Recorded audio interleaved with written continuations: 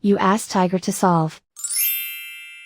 This deals with linear equations with one unknown. The final result is z equals -22. Let's solve it step by step. Simplify the expression. Expand the parentheses. Multiply the coefficients. Simplify the arithmetic. Multiply the fractions. Break up the fraction. Simplify the fraction.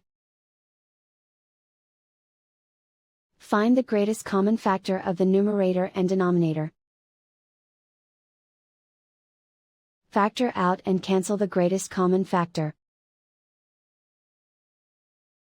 Simplify the arithmetic. Group all z terms on the left side of the equation. Subtract 3z from both sides.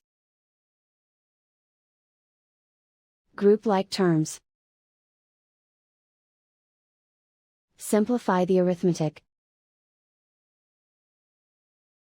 Group like terms. Simplify the arithmetic. Group all constants on the right side of the equation. Subtract 14 from both sides. Simplify the arithmetic.